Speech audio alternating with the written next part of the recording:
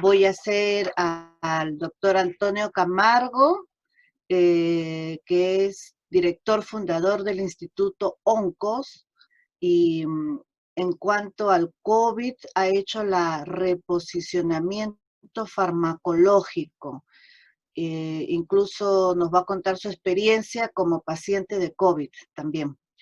También tenemos al doctor Jorge Ruiz. Él es médico cirujano de medicina física y rehabilitación. Es director del Hospital Carlos Lanfranco en Puente Piedra. Es un distrito en la ciudad de Lima. Y bueno, hablando de mí, yo soy Ana María Frühling, soy de Perú y vivo en Alemania ya hace muchos años, más de 20, ya ahí nomás termina porque ya no quiero seguir contando. Y doy clases de español aquí en el presidente Vizcarra desde marzo.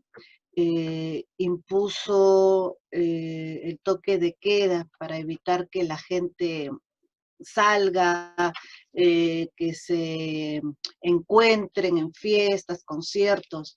Entonces, impuso el toque de queda, que es generalmente cuando hay emergencia en un país, ¿no? Y en este caso lo está pasando Perú. Pero a pesar de todo, han habido muchos contagios más, porque el toque de queda es tan estricto que no se puede salir. Entonces, el pueblo también necesita trabajar. Hay gente que trabaja con lo que ganan en el día, es con ese dinero que van a comer. Entonces, a pesar que han recibido ayuda del Estado, hay muchas personas que realmente se ven en la necesidad de salir a la calle a vender sus productos, ¿no? Y es por eso que el contagio ha aumentado mucho y estamos en una situación, ¿no? De, digamos, de emergencia, ¿no? Debo de mencionar que los aeropuertos están cerrados, ¿no? No hay vuelos internacionales, solo hay vuelos internos, nacionales. Y esto, bueno, hasta no se sabe hasta cuándo va a durar esta situación, ¿no? Claro está que existen los vuelos humanitarios, ¿no? Donde repatrian a las personas. Yo, por ejemplo, tengo varios conocidos que han sido repatriados, ¿no? De Perú, han podido volver aquí a Alemania, porque lógicamente aquí viven, aquí tienen su familia y tuvieron que esperar un par de meses para poder venir, ¿no? Y cuando llegan a Alemania, naturalmente, entran en cuarentena, 2 semanas. Sí, esa es la situación que es ¿Me actual escucha? en Lima. Sí, Ahora ¿cómo sí. está? Buenos días, ¿cómo está? ¿Qué tal? Buenos días, Buenos buenos días, días. ¿cómo está? ¿Qué tal? ¿Qué tal, Ana María? Mucho gusto, Antes bienvenido, que todo, pues ¿no? gracias por permitirme llegar allá con la gente de Alemania. Un saludo desde Lima, Perú, para todos ustedes. Y aquí dispuesto a poder comentar, para poder conversar sobre esta pandemia del coronavirus, del COVID-19 aquí en nuestra nación, aquí en Perú. Exacto. Bueno, brevemente hablé sobre usted, ¿no? Están ustedes viendo al doctor Antonio Camargo, director fundador del Instituto ONCOS. Quizás nos podría explicar brevemente qué significa ONCOS, doctor Camargo. Oncos es una raíz griega que significa tumor. ¿eh? Es el nombre que le puse a la clínica aquí en Lima, para poder identificar nuestra institución como un centro de tratamiento y de investigación en cáncer. Eso es lo que les puedo comentar. Eso es lo que te comento del significado de ONCOS. ONCOS está ubicado acá en Lima, Perú. Es un instituto de investigación oncológica, es un instituto de investigación en cáncer y también es una clínica de tratamiento especializado en esta área, en cáncer precisamente. Y esta institución la fundé el año 2007 más o menos, el año 2007, y desde esa fecha hasta ahora pues venimos desarrollando práctica clínica aquí en Lima, Perú, y también investigación en el campo de cáncer. Uh-huh. Y dígame, con este problema que tenemos a nivel mundial con referente al COVID-19, ¿ha tenido también su institución la confrontación con el COVID-19? Efectivamente, Ana María. Mira, en el mes de marzo, el gobierno del Perú decretó aquí una cuarentena muy dura para poder lidiar con la infección, para poder lidiar con el virus. Eso fue una cuarentena bastante dura, con la intención de controlar la propagación del virus. Y pues a partir de aquella fecha solamente empezaron a funcionar instituciones de salud, entre ellas la institución mía. Desde los primeros días que inició la pandemia aquí en Perú, hubo un descenso drástico del número de pacientes con cáncer que empecé a evaluar, porque muchos pacientes que yo veo aquí en la clínica vienen de diferentes regiones del Perú. El Perú, tú sabes, es un país medianamente grande y tiene muchos departamentos, muchas regiones, muchas provincias, y el número de pacientes que yo veía pues aminoró drásticamente porque prácticamente se cortaron las vías de acceso de provincias hacia Lima. Eso fue un problema muy serio inicialmente. Lógicamente había que bloquear la propagación del virus. Claro. Pero también empezó a cobrar víctimas rápidamente que padecían otras enfermedades muy serias, principalmente el cáncer. El cáncer es una enfermedad muy seria que muchas veces no se puede posponer el tratamiento de esta enfermedad. Pero bueno, por salvar mucha gente, el gobierno del Perú pues dijo, bueno, sacrifiquemos estas enfermedades, sacrificamos mucho con la finalidad de controlar la propagación del virus. Eso fue así inicialmente. Desde el mes de marzo también me dediqué a investigar al virus mismo y maneras de poder ayudar a la gente, porque empecé a recibir pacientes con coronavirus, con COVID-19 aquí en la clínica. Empecé a ver pacientes enfermos con COVID-19. Obviamente era un problema bastante serio para mí, porque siempre estaba ahí en el aire el temor de infectarme, de enfermar por este virus. Así que, bueno, tomé todas las precauciones del caso, pero empecé a investigar y a tratar pacientes con coronavirus tempranamente aquí en Perú. Tal es así que los primeros días de abril empecé a recibir cada vez más gente infectada con el virus, cada vez gente más enferma por el virus.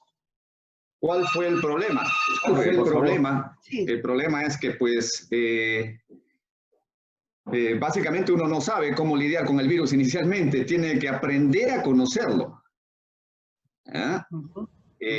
Algo que para nosotros los peruanos era muy lejano, muy ajeno a nuestra realidad. Veíamos que esto pues se desarrollaba de una manera dramática en China y de ahí saltó a Europa, España, Italia, por ejemplo, pues fue un país devastado en una región por la pandemia. Nosotros en Perú lo veíamos con sorpresa, lo veíamos como espectadores. Veíamos como espectadores cómo se desarrollaba el problema en estos países. Después llegó el virus a Norteamérica y a Sudamérica. Recuerdo mucho que la gente aquí en Perú veía mucho los noticieros y comentábamos acerca de cómo estaba Nueva York, siendo devastado por la enfermedad. Así es. Y creíamos que pues con esa cuarentena que teníamos era suficiente porque habíamos iniciado una cuarentena muy precozmente, muy rápidamente. Había un sentimiento de seguridad, había un sentimiento de seguridad en nuestra nación. Y había optimismo y pues como que el virus se veía muy lejano, no había esa visión catastrófica a inicio de año. Bueno, no había eso. como habíamos dado la referencia del doctor Camargo, también lo haré nuevamente con el doctor Ruiz, ¿no? Él es médico cirujano, especializado en medicina física y rehabilitación, director del Hospital Carlos Lanfranco en Puente Piedra. Esto es un distrito que se encuentra en la ciudad de Lima. Bienvenido, doctor Ruiz, nuevamente. Gracias, buenos días con todos. Bueno, y listo para empezar la jornada. Muy bien. Bueno, como habíamos hablado con el doctor Camargo sobre los inicios de la epidemia, digamos así, la verdad que a veces no, o pesadilla decirlo sobre el COVID, que empezó en el mes de marzo, que ya son actualmente 165 días, ¿no? Por lo que va hasta la fecha.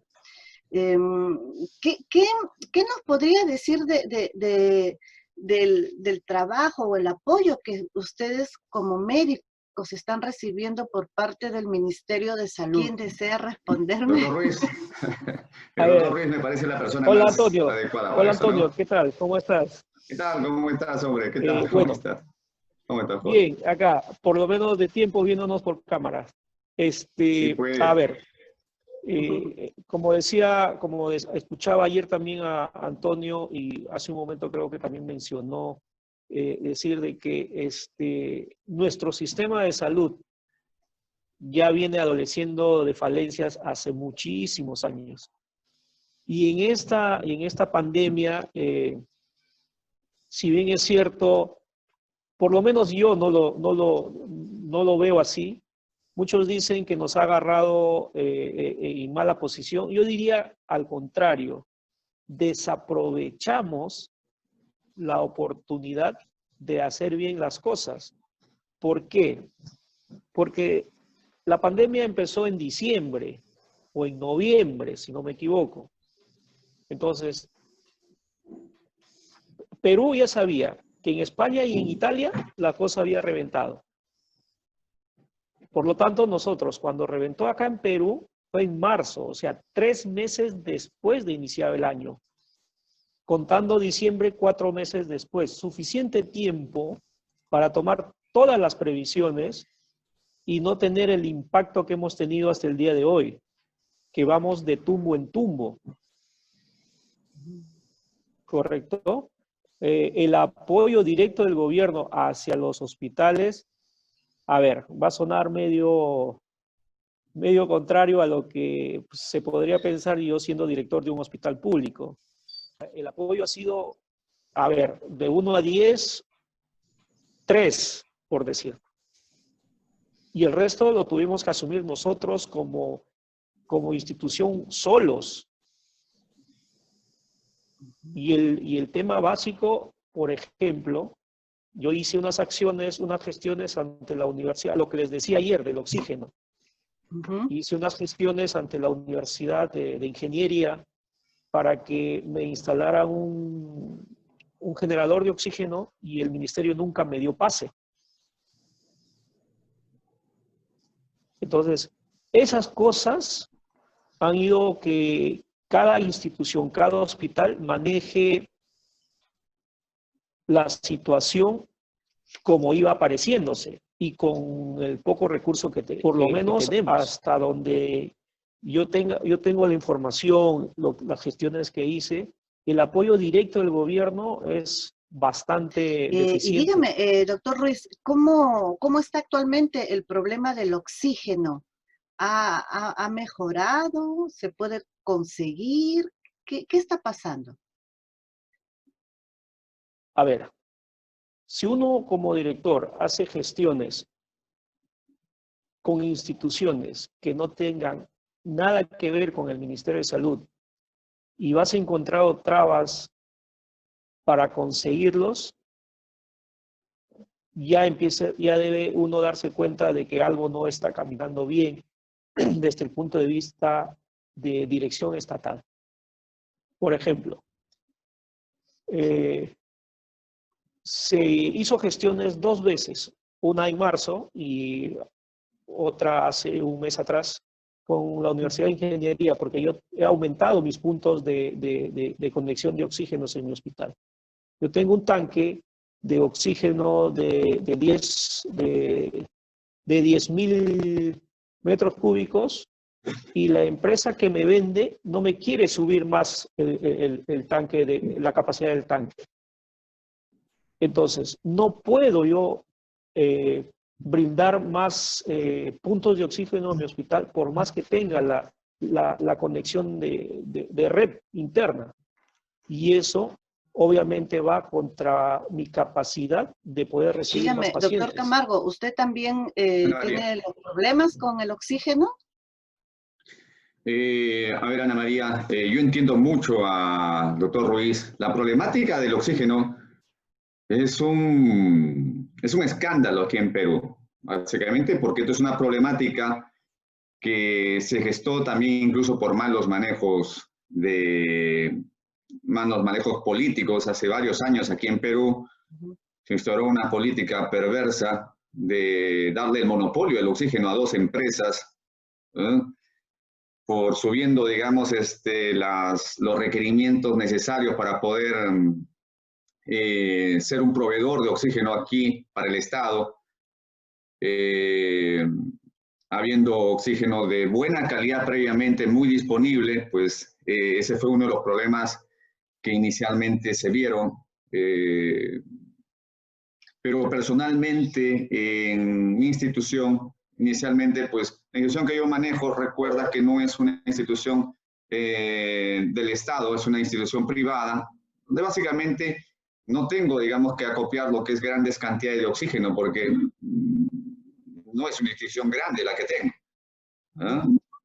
Inicialmente, pues, acopié varios tanques de oxígeno, porque se veía que esto iba a ser un problema muy serio, incluso para mi persona, porque después, como te comenté, yo caí enfermo por imagínate que ha habido instituciones como la iglesia que tuvieron que acopiar dinero, por ejemplo, en Iquitos, para poner sus plantas de oxígeno, que era una cuestión del Estado peruano, de poder hacer eso. Imagínate, también incluso hubo empresas que producían oxígeno industrial que querían ayudar en esto, y no se les permitió. Se llegó a extremos con lo del oxígeno, Y hubo muchas trabas del mismo Estado peruano para poder incluso ayudar en esto. Si bien es cierto, el Estado tiene un rol protector, un rol de cuidar a la gente en muchos aspectos, pero también se convirtió muchas veces en una traba en momentos donde se necesitaba muchos recursos adicionales, los cuales el Estado no tenía eso. Entonces, eso fue un problema muy serio y sigue siendo un problema muy serio aquí en Perú. Como les comentaba ayer, pues la salud en Perú ha sido muy desatendida. Perú es uno de los países que menos invierte en salud en la región de Sudamérica, y eso es lo que estamos viviendo ahora, ¿no? Ha desnudado toda la organización social del Perú este virus. Un país que, como te comentaba el día de ayer, pues ha mostrado pues, un crecimiento económico constante, buenos marcadores de crecimiento en este campo, ¿no? Pero eso no es suficiente. Eso ha sido como una especie de una mentira. Ayer comparaba al Perú como si fuera pues un enfermo con muy buen maquillaje, con una buena ropa, un buen vestido, ¿no? Y el coronavirus ha venido a quitarnos el maquillaje y la ropa. Hemos encontrado un enfermo detrás de todo esto. Pues el Estado peruano ha fallado en esto, ha fallado en muchos aspectos, principalmente en implementar todo lo necesario respecto a la salud básica de los peruanos. Entre ellos, los hospitales han sido las primeras víctimas y también los médicos. Ha habido mucho médico y hay médicos en muchos hospitales que están sufriendo la enfermedad en este momento, pero también ha habido muchos muertos. Sí, Médicos. casualmente, Precisamente por sí, continúe. precisamente por esas instituciones tan frágiles que tenemos. En la región de Iquitos, en el departamento de Iquitos, pues había una alta mortalidad de muchos médicos que vivieron ahí a principios de año, ¿no? Mes de mayo, junio, fue terrible, una tragedia con muchos colegas. Justamente vi un reportaje, ¿no? Donde visitaban el Colegio Médico del Perú y afuera estaban las fotografías de los médicos fallecidos a causa del coronavirus y era impresionante, era una fila tras fila, ¿no?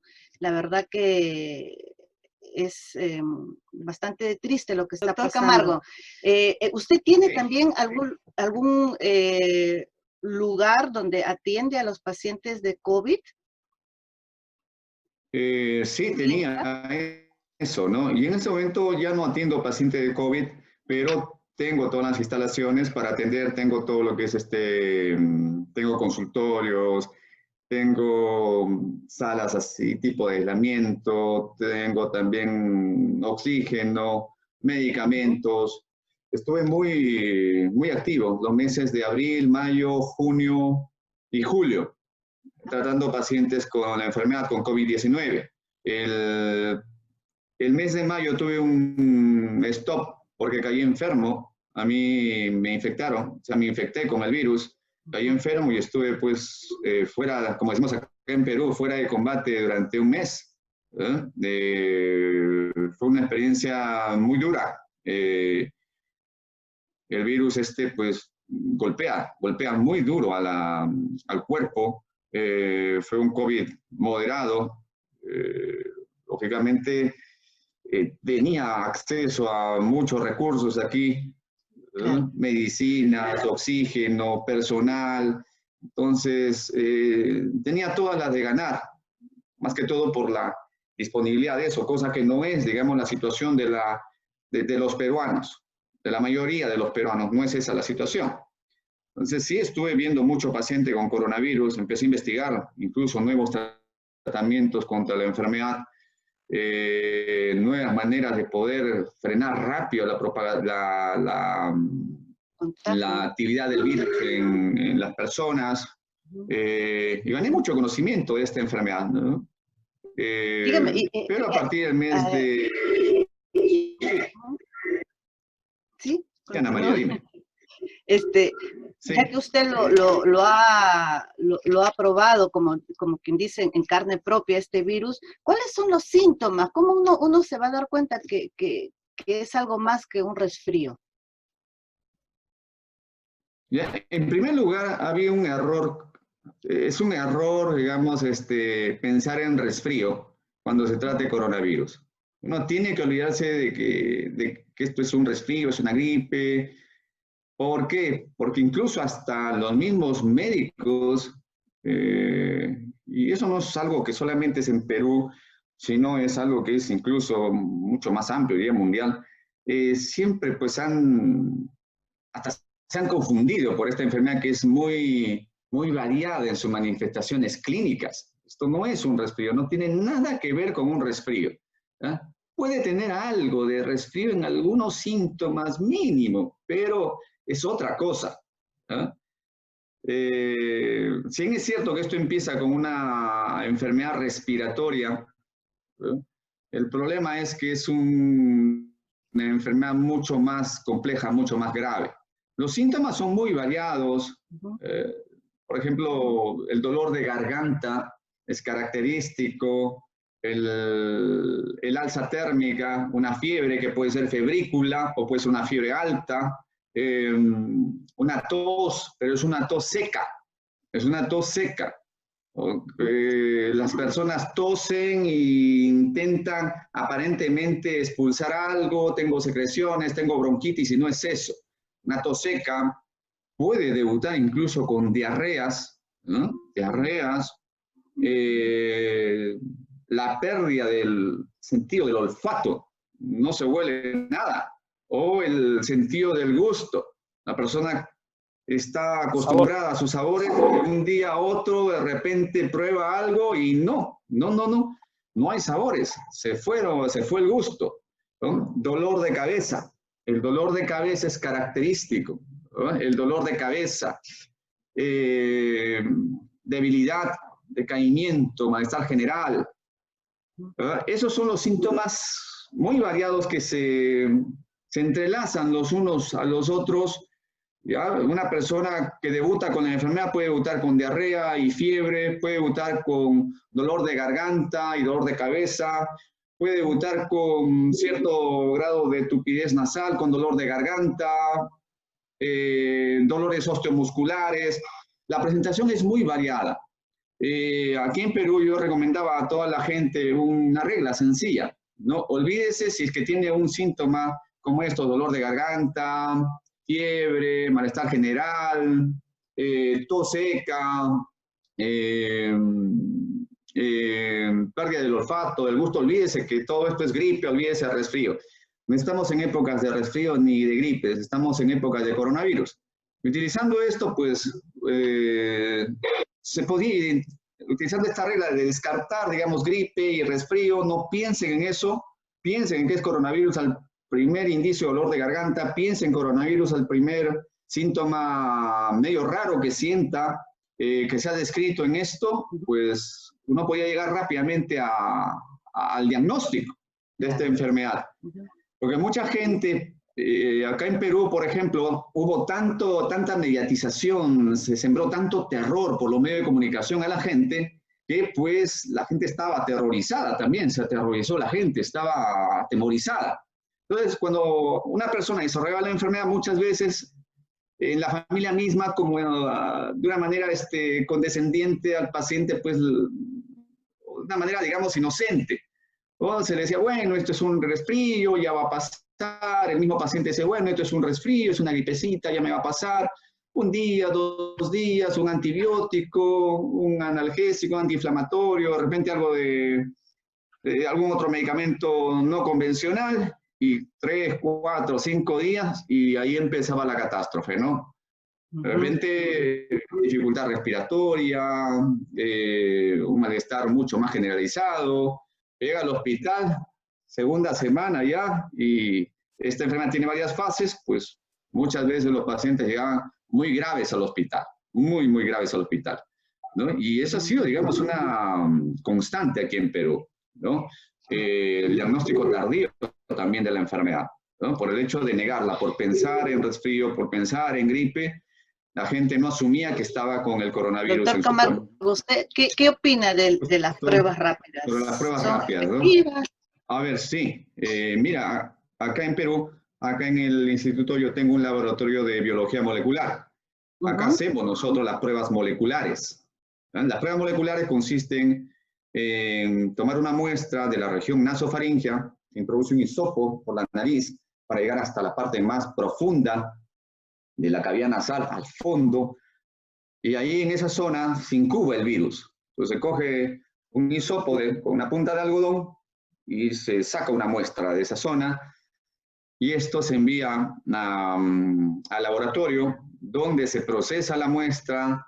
Si hay virus, se aísla el ARN, el material genético del virus, ¿ah? Y eso nos da el diagnóstico, nos permite identificar de manera directa la presencia del virus. Las pruebas rápidas tienen una utilidad importante, más que todo en un país como Perú, donde el acceso a las pruebas moleculares es limitado. Entonces las pruebas rápidas se vuelven como una herramienta bastante útil en la detección de casos. Se vuelve una herramienta bastante útil en la detección de casos. ¿Cuál es el problema con las pruebas rápidas? El problema con las pruebas rápidas son los falsos negativos. La prueba rápida detecta no al virus directamente, detecta la presencia de la respuesta del cuerpo frente al virus, frente a la infección. Detecta anticuerpos. Entonces, estas pruebas rápidas se han utilizado de manera masiva aquí en Perú y ha detectado muchos casos de personas que han estado desarrollando la enfermedad, la infección, pero también ha obviado muchas veces la infección, ha obviado la enfermedad. Y también es obvio que los médicos, con el conocimiento de esto, pues han sido muy protagonistas en guiar al paciente, dependiendo de los resultados de las pruebas estas. Hay que ver todo un contexto.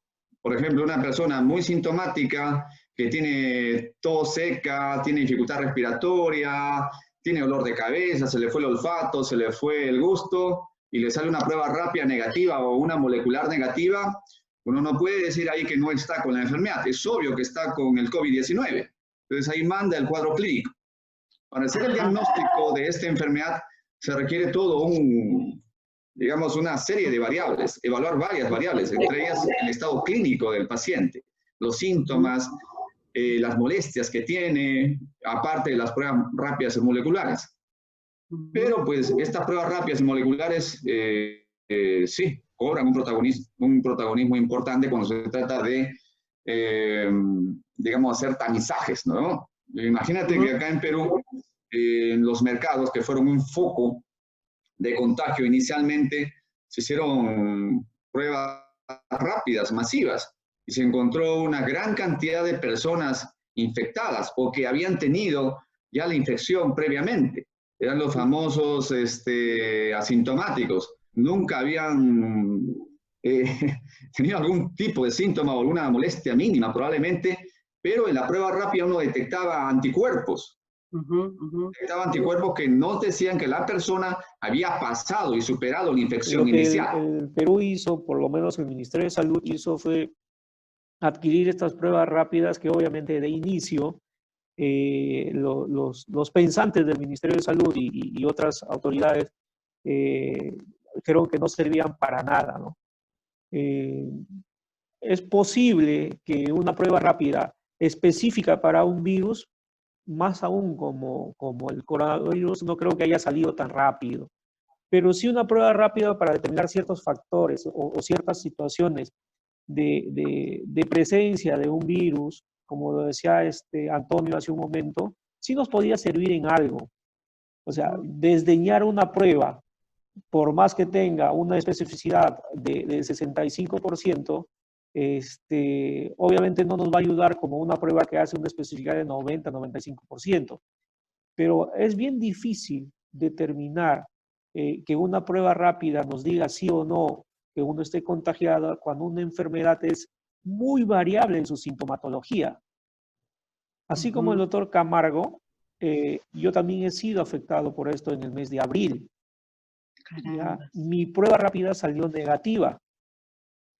Mi prueba molecular salió negativa. Me hago una radiografía, ¿correcto? Y en donde el colega radiólogo me dice, ¿sabes qué? Acá parece que tuvieras COVID. Y la única sintomatología que yo tuve fue diarrea. Wow. Un problema gástrico que se me estaba presentando 4 días seguidos.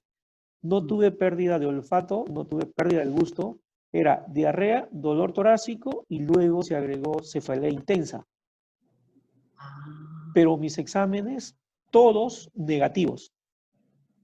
Y cuando me hago una tomografía, y en la tomografía sí salió con un patrón característico. Están haciendo unas pruebas de vacuna y esto lo está apoyando el laboratorio Sinopharm de China. ¿Qué sabe usted al respecto?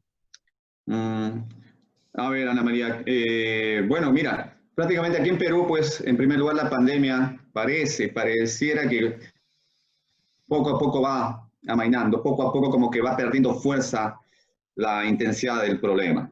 ¿ah? Aún está muy activa la enfermedad en nuestra nación, pero parece que poco a poco va perdiendo fuerza, ¿no? También quería comentar también cómo se desarrolló el problema este en Perú.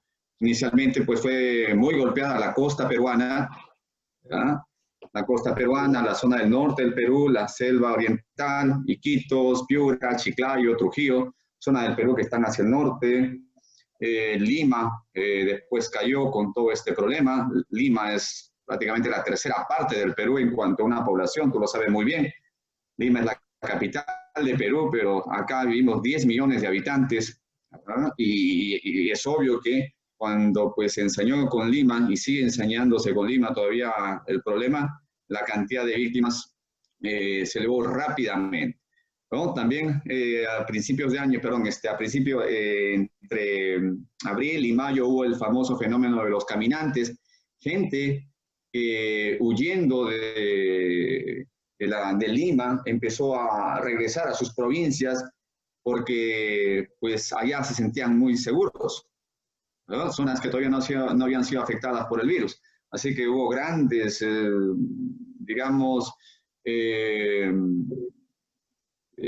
movimientos de personas, las cuales pues incluso sin movilidad alguna, sin un auto, sin más allá, sin otro instrumento que sus pies, pues empezaron a emigrar, a salir de Lima con el fin de regresar a sus lugares de origen, llevando la enfermedad hacia cierta zona del Perú. Las zonas del sur de Perú todavía estaban como libres de la enfermedad.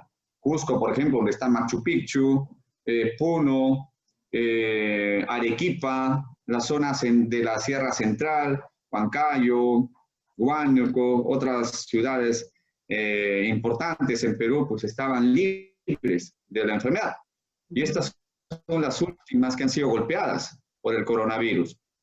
La zona sur del Perú y la Sierra Central, donde actualmente se ha ensañado el virus ahí, ¿no? Eso ha sido el comportamiento aquí. Pareciera que ya la infección, el problema está amainando en nuestra nación, poco a poco, habiendo cobrado un número impresionante de víctimas. Para hablar del número de víctimas, se calcula que hay un exceso de muerte de 65.000 personas. Imagínate, respecto a la mortalidad desde el año pasado, comparándolas. Más de 65.000 personas.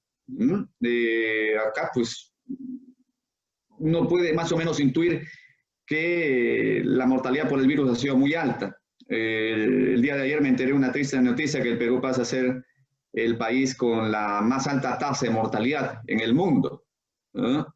Es una mala noticia esa para nosotros porque es un mal récord para Perú. Es también una imagen que damos hacia el exterior, ¿no? Pero eso hay que tomarlo con pinzas porque también el Perú ha ido sincerando el número de cifras, el número de muertos, ha ido sincerando las cifras. Una cosa que hay que tomarla con cuidado porque también hay manipulación política de estos muertos. Ojo, puede haber países que escondan sus cifras y decir, bueno, mire, sé que yo manejé la pandemia que Perú, ¿no? Ya sabemos cómo son nuestros gobernantes, ¿okay? Pero sí, Perú ha tenido una mortalidad muy alta, ¿no?